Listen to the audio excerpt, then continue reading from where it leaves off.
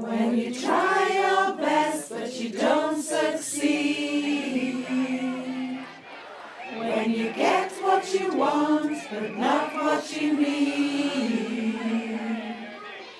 When you feel 422,500 people live in the borough of Kirklees. There is a proposal to shut the Accident and Emergency Department in Huddersfield. The downbanding of Dewsbury has already been agreed. If our A&E closes and our hospital is disbanded, this will affect all generations, both now and in the future.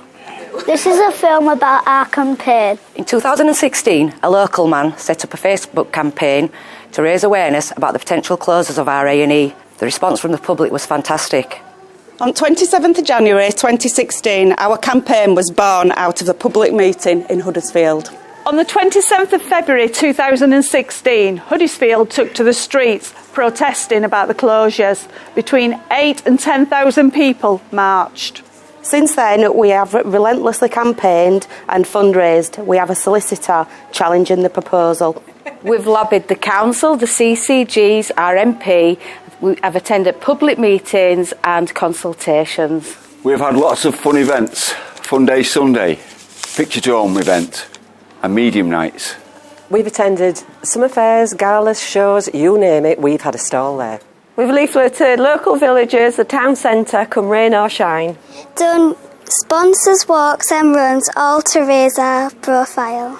We have engaged with our community constantly with the help of local media and social media.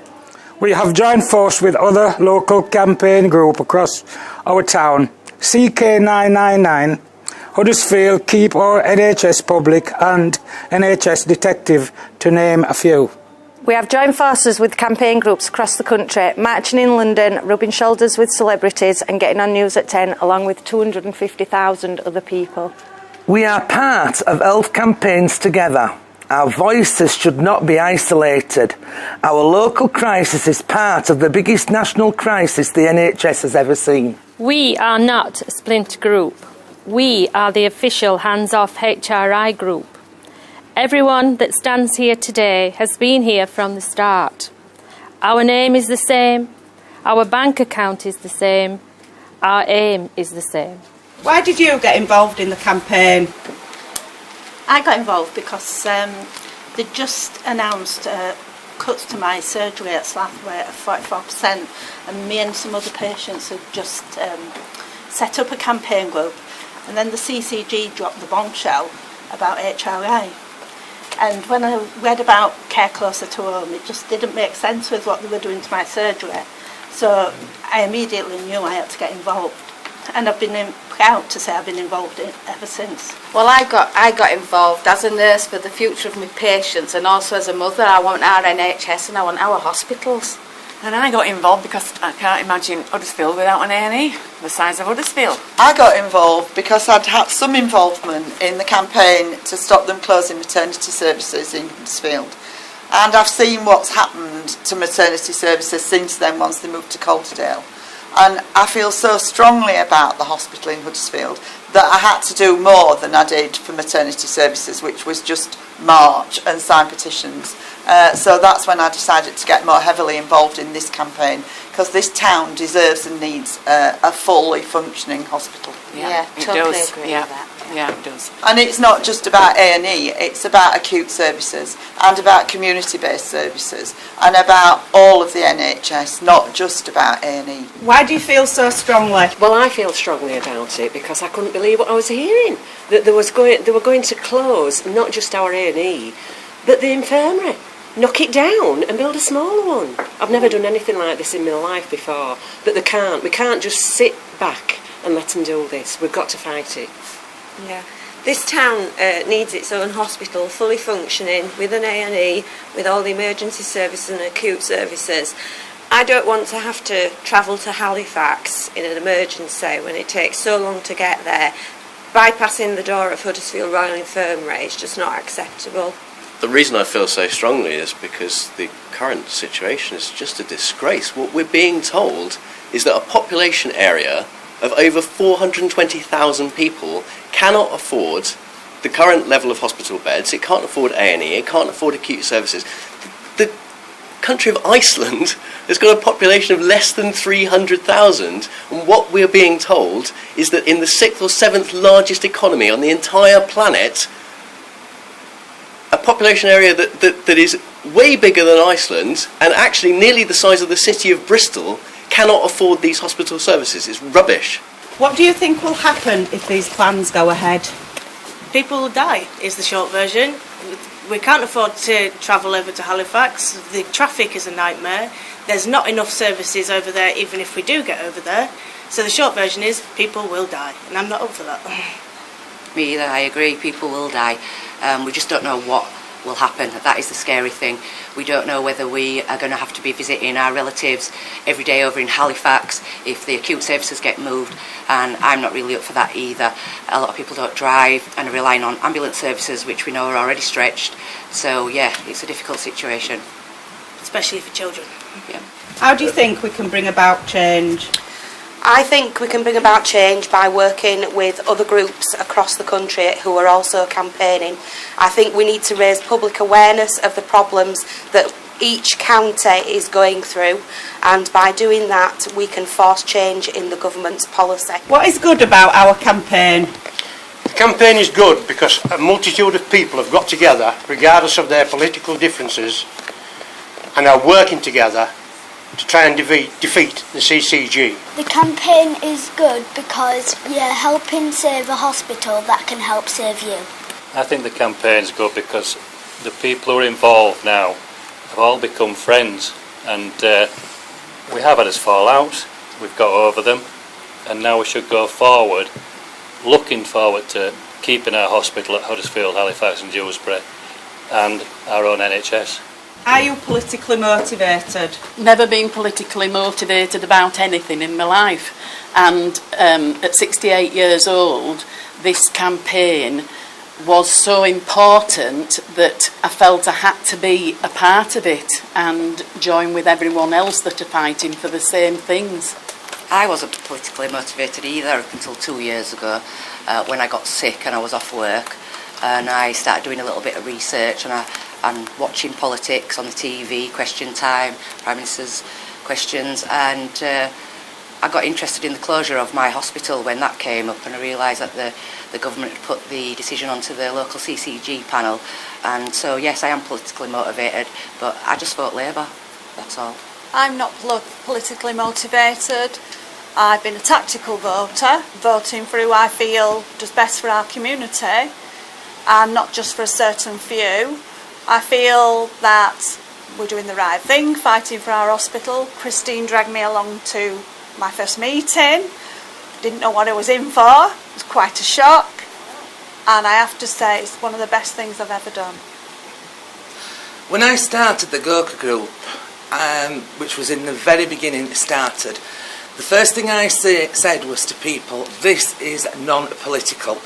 And in that room that night was Liberals, there were Labour people, there were Conservative people on the first meeting, which was absolutely brilliant. And so I am non-political, never have been, voted again like for whoever I wanted to vote for, and I insist all the way through this that we should be non-political. What have you been doing to support the campaign? To support the campaign, I've been involved in producing and selling T-shirts initially. The Hands Off has been very popular, it gets the message across. We also do hoodies, jackets, baseball caps, whatever people ask for, we will make and personalise for them. It gets the message across, and it was wonderful to see in London a sea of blue hoodies. It was absolutely amazing. Thanks to the lady at the end, Christine, I've been crocheting these little bleaters. and in 3 weeks I've made £112. Wow. Wow. I've been helping with the main events such as Greenhead Park. We made a good success of that last year, and hopefully we'll do the same again this year. Yes, my name is Audley Buckle, and Helen Robinson. Yeah, she actually dragged me in to help. I'm a singer, and I think that I've done a little bit for this campaign. I'm here to help, and in any department that I can help. We have a Greenhead Park events coming up. We have 5 bands on here last year at the Golka British Legion, and we have Marsden planning another doing Marsden to help hands off HRI, and I hope everybody in Huddersfield will join us, because we are the one that helping the town. No other people. We are the people that's working hard to help this town. Our Upper Combe Valley group have been very busy with having stalls at various local events, and this has helped to raise quite a considerable amount of money for the campaign. And I feel I can't do a lot physically for the campaign, but with Helen, and after a long talk on Facebook with various people, came about that we would use the little sheep for a mascot for the campaign. There was a lot of talk about what to call the sheep, and it seemed pretty obvious that it should become Bevan, after the founder of the NHS are now in Bevan. They're going absolute great guns. We thought that we wouldn't sell many, and between myself and Helen and Kate Lowe, who's doing pencil toppers and knitting the Bevans, they're just going absolutely crazy. But it's a lovely thing to do. We're seeing sheep in our sleep, but Bevan's here to stay.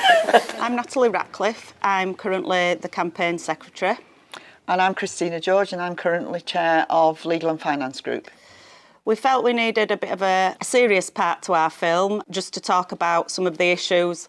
We decided, as well as showing other members of the campaign, that it would be a good idea for us to talk about some of the questions that have been raised about the campaign, and to give people confidence about the things that we are doing when organising ourselves and dealing with legal and finance issues. We've got a steering committee, and at present the chair of the steering committee is Mike Forster, and I'm acting as secretary at the moment. We meet twice a month. We have representatives from all our local committees, and we have representatives from the media group, legal and finance, and fundraising. These are the people that steer the campaign ship effectively. We've got a bank account which was set up in early 2016, and all the monies raised through the campaign and through the groups are all going towards our legal cost. Our accounts are freely available, and we post them on our website on a monthly basis. We have an independent treasurer, and we're about to have the accounts audited. So people should be aware that we're doing that, and everything is open and transparent. We set up a limited company on the instruction of our solicitor last year. We tried to register as a charity, but because of the nature of the campaign, we got a message back that it was seen as being too political. The company was set up to protect any individual's finances should a legal campaign take place. At the moment, it's registered with HMRC, and the company is actually registered in Nat's name because she actually did the paperwork last year. And once we've had our general meeting, it will be handed over to the members of the finance group, and they will maintain that responsibility. Our campaign's not affiliated to any political party. None of us, as far as I'm aware, in the campaign are using the campaign as a political vehicle to further their political careers. We are passionate about our hospital and the NHS. That is our main motive. And we're going to continue with our legal fight. We have regular meetings with our solicitor, and we want other campaigns to see us as a blueprint. Already we've had approaches from Barnsley this week and other campaigns across the UK who are looking at putting up legal challenges and coming to us and asking us for advice. We're very happy to do that because we recognise that it's not just a local issue in Huddersfield, although that is our main priority, but there are other areas that are in the same situation as us, and we will do what we can to help. We want to also thank the community of Huddersfield for their continued support in our campaign, and we will continue in the same vein that we always have in trying to save our hospital, whilst also seeing the wider picture. Are we good at raising our profile? Yes! Hands off HRI!